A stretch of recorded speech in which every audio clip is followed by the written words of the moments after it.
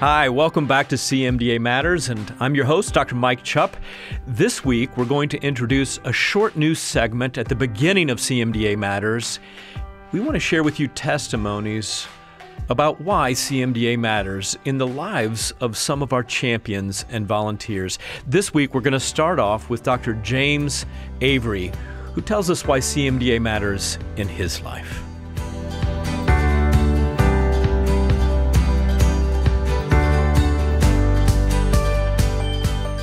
It's no exaggeration to say that I can almost not imagine my life without CMDA. During my med school years and residency, there were few, if any, Christian role models at the training programs where I was. I remember going to a national meeting when I was in med school and finding out I wasn't the only one. And there was something about thinking you might be the only one that made a person lonely and a bit disconnected. And CMDA taught me at an early age in my professional life that medicine was a holistic art and science. And I think this really helped me not to get burned out and discouraged or even resentful, as I saw among my colleagues. My patients were people who God loved. You know, the interesting thing is my professional life as a physician has been quite varied. I'm amazed that CMDA could touch me at so many different times in my life, because the needs of an intern are very different than the needs of the chief medical officer of a healthcare system in Washington. You know, in both my personal and professional life, CMDA educated, encouraged, and equipped me. And often at times when I felt most alone, most helpless, most vulnerable. But it wasn't just the professional growth. I believe CMDA literature and colleagues, the community, made me into a better husband, father, brother, and a son. And I will always be thankful for CMDA. I can't imagine how my life would have been different without CMDA.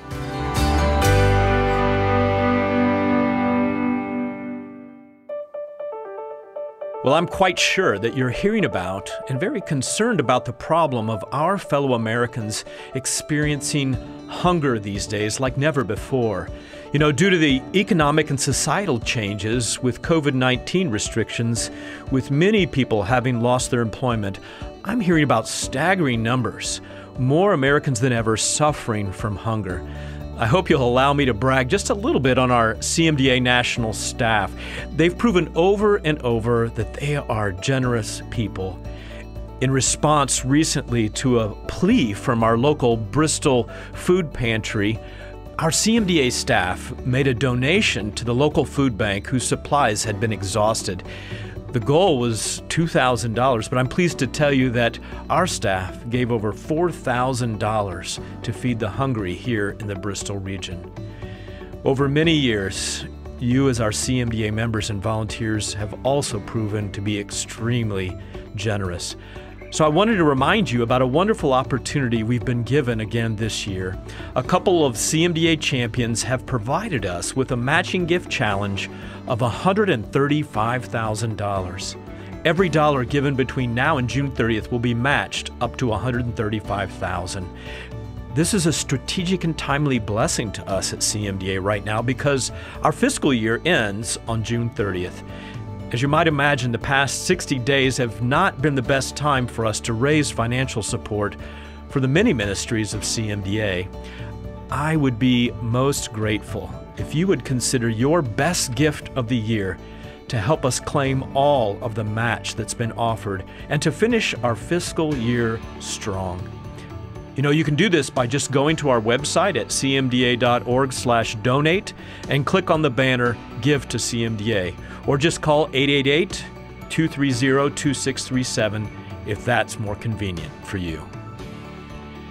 Today's interview with Dr. Peter Saunders, the Chief Executive of the International Christian Medical and Dental Association, is an inspiring message of opportunity. Peter was born in New Zealand and originally trained as a general surgeon before serving with the Africa Inland Mission at Kapsawar Mission Hospital in Kenya. He then completed 2 years of mission training at All Nations Christian College in the UK. From 1992 to 2019, he served full-time with Christian Medical Fellowship, a UK-based organization with 4,500 UK doctors and over 1,000 medical students as members.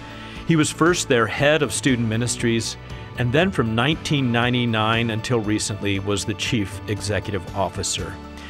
In 2019, he started a new role as the chief executive of the International Christian Medical and Dental Association, ICMDA for short. ICMDA is the global umbrella organization that CMDA USA and 11 other national Christian healthcare organizations launched in 1963.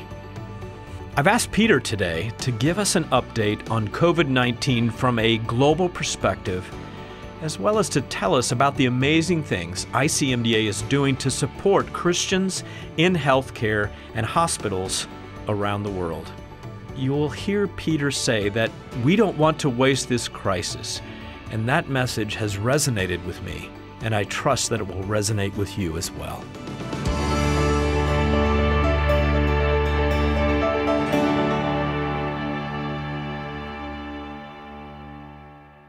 Well, all the way from the United Kingdom is someone who's become very special to us here at CMDA USA because about a year ago, almost exactly a year ago, Dr. Saunders, you were here in our studio, and we got an opportunity to interview you and share your story with our listeners. So welcome back, and now it's not Christian Doctors Digest, it's CMDA Matters. Well, it's a real pleasure to be here. Talk to us a little bit about, since it's been a year, how were things going in the pre-COVID-19 months for you?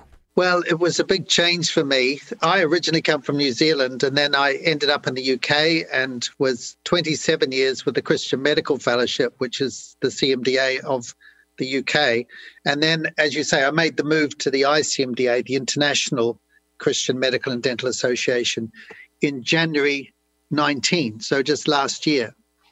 And the office for the previous 8 years had been in India, and we moved it to St Albans, just north of London in the UK at the beginning of February last year, and I took over then. And ICMDA began back in 1963 with a conference in the Netherlands, and it's grown ever since then, so that we're now 84 national movements of doctors and dentists around the world. And we had 12 new movements join at our Hyderabad, India World Congress in 2018. So they're flowing in still, and there's a lot more movements that we're engaging. So it's been a very different year for me, a lot of travel. I've been to 18 countries last year on 19 trips. So I went to Indonesia twice, but lots of other places all over the world, and just seeing what God is doing amazingly among Christian doctors and dentists in incredibly diverse locations. It was wonderful to see. I was trying to think about who our listeners could hear from who might have their finger on the pulse of what what's happening with COVID-19 around the globe. And when at the board meeting for ICMDA last year there in Indonesia, when I saw what your schedule was ahead, thought Dr. Peter Saunders is in communication with more nations and more influential healthcare leaders around the globe than anybody I know. So let's talk about the UK first. How is COVID-19 impacting your life and ministry there in the UK? Well, for me, it was a very busy last year. And then my wife needed an aortic valve replacement right at the end of the year, which went very well. She's recovered well from that. But it meant that I took some time off. It was 2 months in the UK without traveling.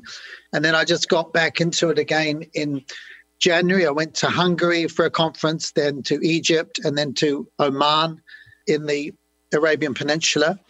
And I came back at the end of February, went to a conference here of medical educators run by a group called Prime.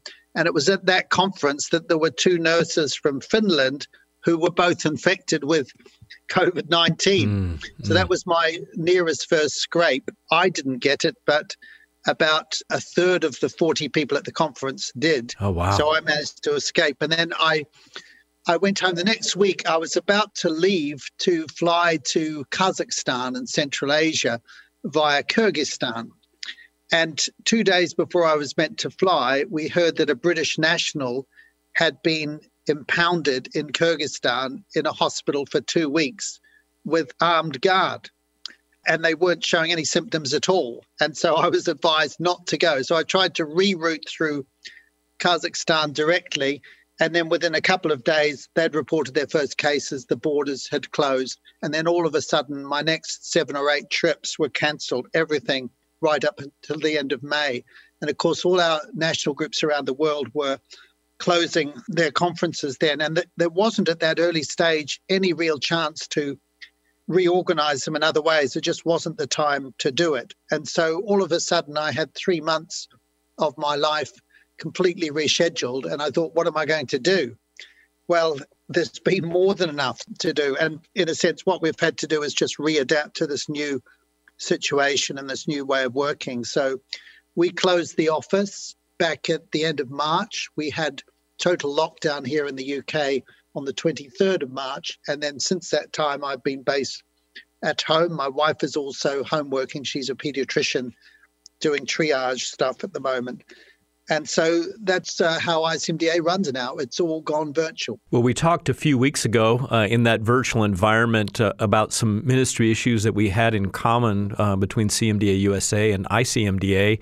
And at that time, you were explaining to me an interesting concept. I have heard it mentioned from time to time in the national news, something about a green zone approach to quarantine. And at that time, you thought it actually might be a better alternative in many countries around the globe. Could you explain for us, again, for our listeners, what the green zone approach is to quarantine or what isolation looks like? So this was an article that was published by The Lancet, I think in March.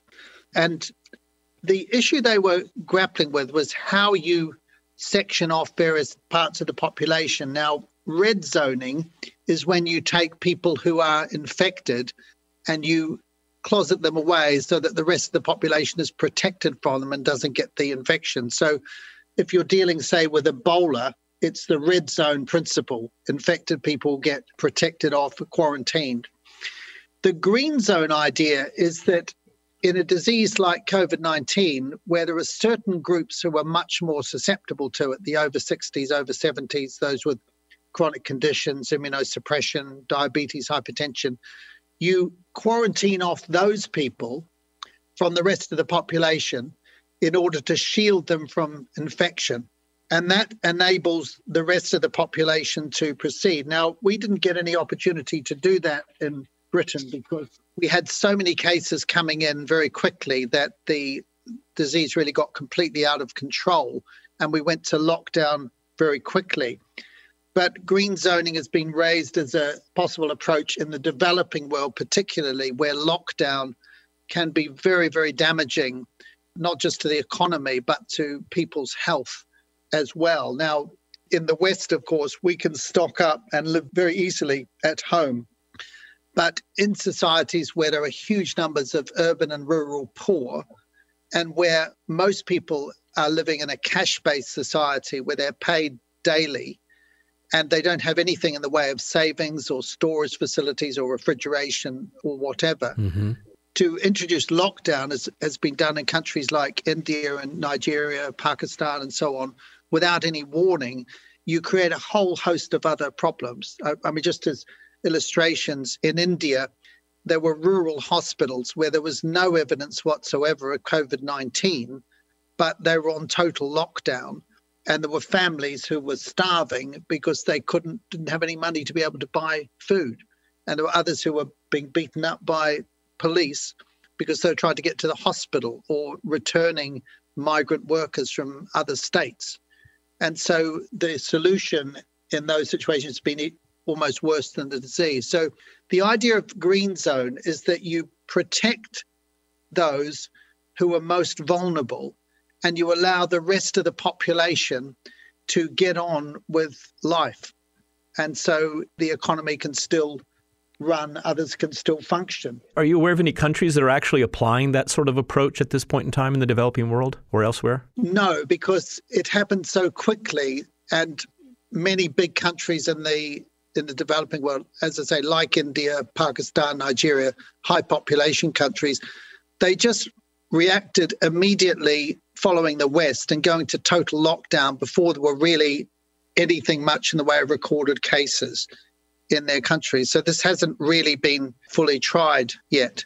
I suppose we're seeing it in some Western countries. One of the areas that we failed quite badly in the UK is that we didn't have enough testing kits at the beginning. And so they're only testing hospital patients and they're only testing after that medical staff. And they forgot about the care homes.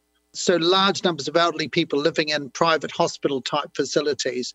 And the carers who were going into these weren't screened. They took the illness in. And now we're finding that a large proportion of the deaths are due to people dying in care homes. Now, it's precisely that sort of group that you want to protect. Mm-hmm. And of course, when you're moving from lockdown to getting the economy going again, unless you have an effective green zone facility, it's not going to be successful. What are you hearing from the various respected Christian leaders in healthcare from around the world? What have they given you as their perspective to ICMDA on the COVID-19 pandemic? It's like we're all in the same storm, but we're all in different boats with different facilities. And it's been strange that even in this time of globalization, every nation state seems to be attacking this problem in its own way. And people are using different methods. And so that's what we're hearing from around the world. It's a very different picture wherever you go. So if you go to Singapore, Korea, Hong Kong, Oceania, particularly New Zealand, where I come from, Australia, they're pretty much on top of it. In fact, it's been completely eradicated from New Zealand now. There haven't been any cases for several days. Wow. And Australia's in much the same position. And they only went up to a level of about 4 deaths per million population. But you consider that the UK is at 300 deaths per million population. They seem to be able to stop it in its tracks through an early lockdown and then a very rigorous and vigorous campaign of test, trace, and isolate. So you've got that picture. You've got other countries, example would be Uruguay and South America, where it got in initially, but again, they've got on top of it fairly quickly with similar methods. Then you have Brazil, where the president doesn't really seem to believe what other presidents believe, and it's pretty much running riot. So Brazil now had the 3rd highest number of deaths yesterday, and they just haven't implemented any procedures. Then you've got countries like Sweden, which are perhaps have practiced more of a kind of green zone idea. So they've allowed people to travel, but have protected those who've been vulnerable. And then you've got, as I was mentioning before, the big developing world countries where lockdown has produced lots of problems, particularly for the urban and rural poor. So we're hearing different stories from everywhere. And it's very interesting to see how the interventions that are put into place influence the way that this runs its course. I was talking just a couple of days ago to an American missionary doctor in Pakistan who was telling me that what the Pakistani government have done is that they've allocated a large number of big hospitals around the country as COVID-19 hospitals. And so all of the patients who are suspected will go to these hospitals, get tested and admitted or sent home. And so that's had the effect of protecting the Christian mission hospitals. There are probably about 12 big, greater than 100-bed Christian mission hospitals in Pakistan. And all they have to do, therefore, is to see people at outpatients wearing appropriate PPE and triage them in the right direction. But they haven't been overcome by patients themselves. Mm-hmm. But the problem they are facing is that because the public transport's been so disrupted, people aren't able to get to their hospitals with routine medical and surgical problems. And that's had a huge effect on the hospitals as businesses because they haven't had the income from elective surgery and elective OB-GYN procedures that help to keep them running, because many of these hospitals now have no links with the Western world at all. And so they try to be self-sustainable. And so we've seen problems with staff having to be let go or have wage cuts, and some of them tolerate it and others don't. And there are huge financial pressures. I know the situation similar in Nepal, Bangladesh, I'm sure in parts of Africa as well. So this is what we're hearing. It's the same disease, but different in every country, particularly in the developing world. There's a huge challenge, and the disease probably hasn't really reached there yet to know what it's going to be like in the longer term. As you're hearing these reports and receiving information and stuck, if you will, there in the UK, how have you retooled your plan for 2020? I know that you've decided to lean into this with a lot of education and information. How are you trying to support the various national movements of Christians in healthcare around the globe right now? Well, shortly after the whole thing started, we had an executive committee meeting, and I had to present the budget for the year, which, of course, did not include COVID at all. Mm-hmm. And the board, thankfully, said, let's accept this budget as a working document. Otherwise, we would have had to stop doing everything, but go away and think and readapt and just come back and make suggestions as to how we should go forward. So we decided at that point that we would try and use the crisis of COVID as a real opportunity to gear up in a different way. So we thought we'd do everything around COVID and use it to develop facilities and systems and structures that are going to help us going into the future. So the first thing we did was we started a COVID information page, which is really much more of an internet portal to all the best resources, both Christian and medical. We set up a blog, and we got people from all around the world writing blog posts on COVID-related issues. Some of them were clinical, some were biblical, others were pastoral. That's been very, very popular, and we've translated those into 5 different languages now. So we have a big army of volunteers who can help with this. We started a bi-weekly COVID bulletin, just drawing together all of the most useful information and packaging it readily for busy doctors. And then about 3 weeks ago, we started our COVID webinar series. And so twice a week now, we're running webinars that we're advertising throughout the ICMDA network. So I've just actually come before this interview from our 5th webinar, which was on critical care in COVID patients. And we had 178 people on that from all over the world, so from the Americas all the way through to Australia and Southeast Asia, but the majority from the developing world at those. And so we've got those lined up for a few weeks ahead now. And then we've been working on a project to improve medical education in hospitals in Africa and Asia in order to help them in COVID preparedness. Now, just this month, we launched our distance learning 2-year diploma in family medicine. Mm-hmm. We've got 33 students from 15 countries who've enrolled for that. And we got a miraculous provision of bursaries to enable 19 of them to start the course. And so we're already keyed into distance learning. This is a course they can do from their hospital. They can work full-time in a mission hospital, serve them, and be upskilled in the process over 2 years. And that's a partnership with Christian Medical College in Vellore, India, and Loma Linda University in California in the US, plus ICMDA. So it's a 3-way project.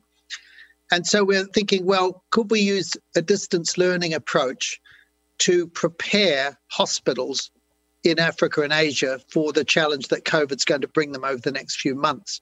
And as it turned out, our partner in India, Christian Medical College, CMC Vellore, has just, with the help of a grant from an Indian foundation, put together a 9-module course in COVID preparedness. So everything from triage and testing through to critical and palliative care.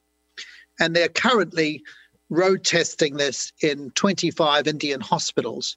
And the idea is that through this online distance learning course with appropriate mentoring, they train up one person in a mission or church hospital.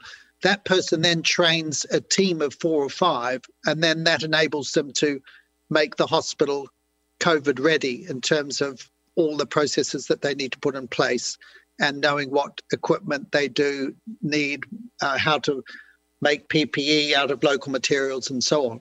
So our idea is to take this course and road test it, pilot it in about a dozen or so countries in Africa and Asia, and then resources allowing to see how it goes and rolls out. Now, we know there are some places, like in Pakistan, we've established won't need it because all the patients are being diverted to government facilities, but there'll be a lot of places where they're potentially going to be swamped and they won't be properly prepared for it. So that's just some of the ways in which we've had to adapt, really, and let things go that are no longer possible, but really believe that God is working through this and using it to help us be prepared both for this situation and going into the future too, because we may well be looking at a future where there's a lot less international travel. It's less possible to run international conferences, and these kind of virtual meetings and seminars are much more appropriate. For example, at the moment, there is an English family physician who's teaching saline solution, which is very much like your Grace Prescription series, to a group of half a dozen South Korean leaders, including professors, leaders of our two movements there, with a view to improving evangelism training. Now, of course, it's all being done online in 2-hour segments over several weeks through Zoom. Are there any other sorts of opportunities that you've seen and maybe already have a glimpse of what God is doing and how he might be able to continue to use ICMDA to build his kingdom? Yes. Well, apart from those I've mentioned already, I think imaginative ways of running conferences and events.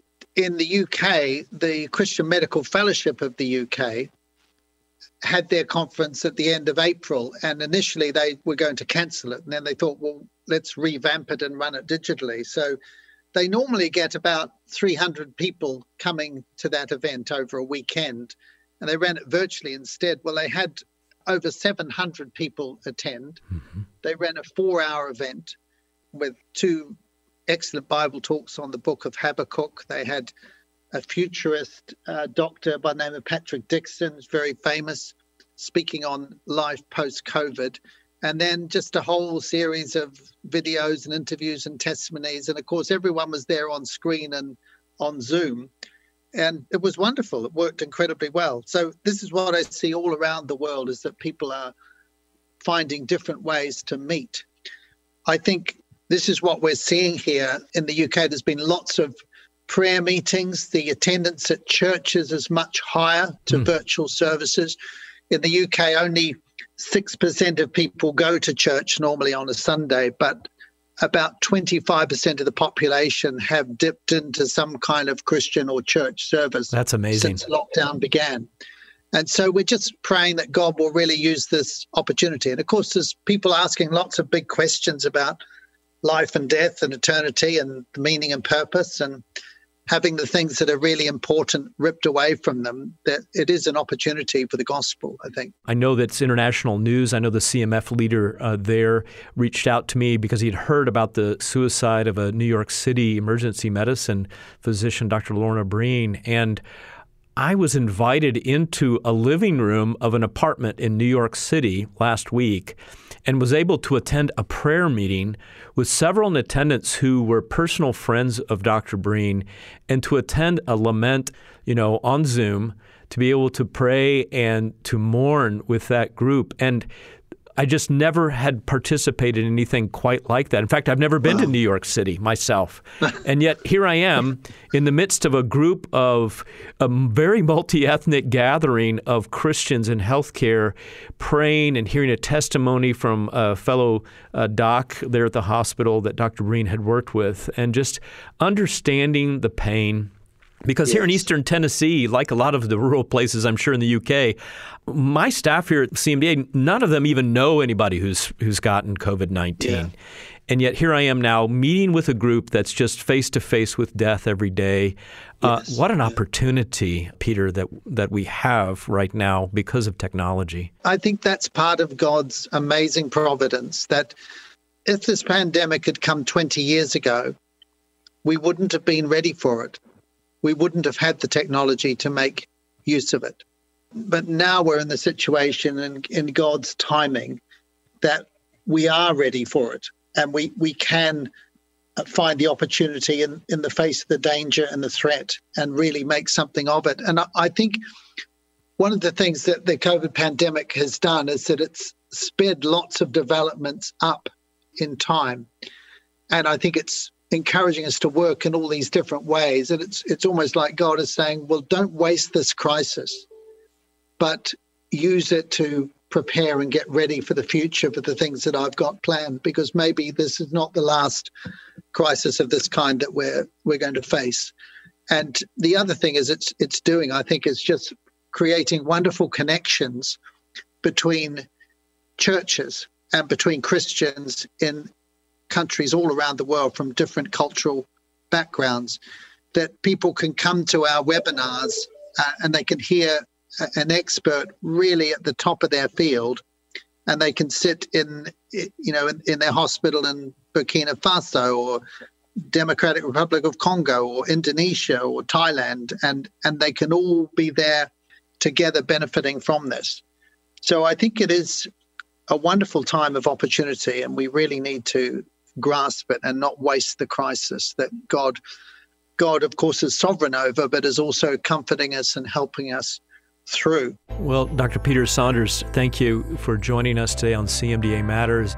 And I have a feeling we're going to be working a whole lot more together with ICMDA, helping to facilitate success in empowering and equipping our brothers and sisters around the world who are caring for the least of these. Thanks very much, Peter, for joining us today. It's such a pleasure to be with you. And I think when the UK and the US get through this immediate crisis, there will be a massive opportunity for us to be a blessing and a help to those in less privileged societies. And we need to grasp that together, as you say. Amen. Amen.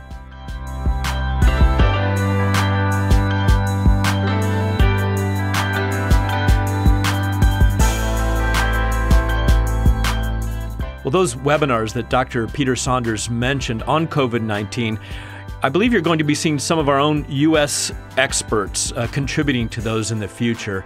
You can find those free webinars and other resources that Peter talked about by going to ICMDA.net. One of the things that matters to CMDA is ministering to the underserved around the world. For many years during our national convention, we took up an offering for ICMDA, which helped them significantly. Because the convention was canceled this year, they did not receive those funds. I'd like to encourage you, when you go to their website, to click on the donate link and make a donation if you can, and if God leads you, that will help them continue their mission and vision. We definitely agree with Peter when he said, God's timing to provide other ways to connect was providential. We've been doing at CMDA USA several things to connect and encourage you during this time, including an online devotional and prayer time each Wednesday at noon Eastern Time for just 15 minutes. So just join or even watch later. You can go to Facebook and search for CMDA Courage in the Crisis. You know, it's been our desire for years to develop an online program for continuing education. We had a great lineup of speakers and workshops for this year's National Convention, and it was important to us to get this information to you. So our IT folks and continuing education and digital media departments made it happen. And now we have the CMDA Learning Center, where our members can obtain free continuing education. Non-members can also pay a nominal fee and get access to these materials.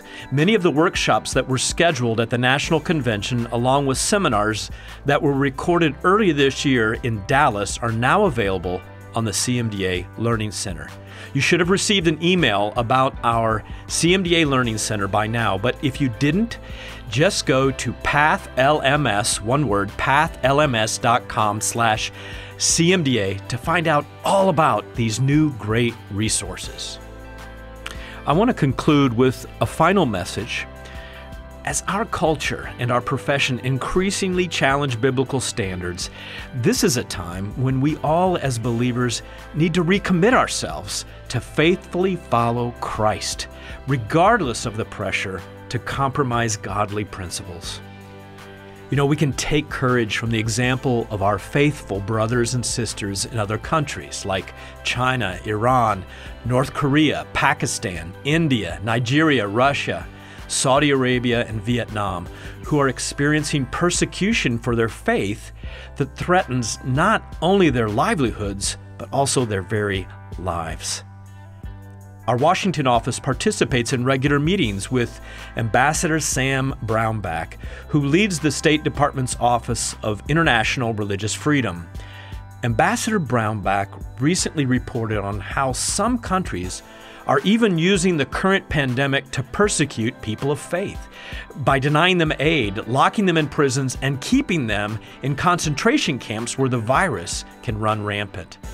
Some of our CMDA members serve in these countries where they, too, are risking their lives on account of their faith.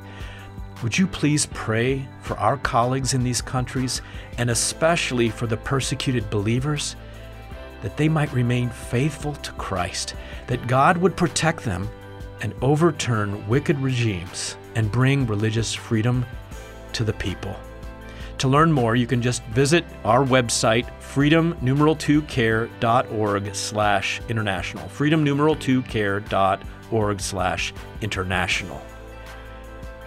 In closing, I want to share with you from Matthew chapter 6, verses 19 through 21, where Jesus told us, "Do not lay up for yourselves treasures on earth, where moth and rust destroy, and where thieves break in and steal.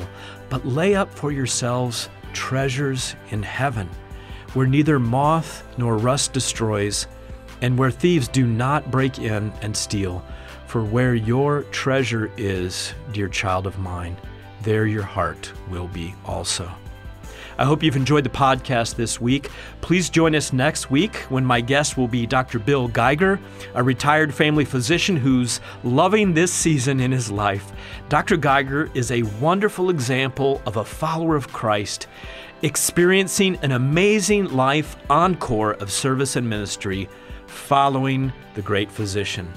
Following the great physician, we know that matters to you. And so it matters to CMDA, and CMDA matters. We'll see you next week.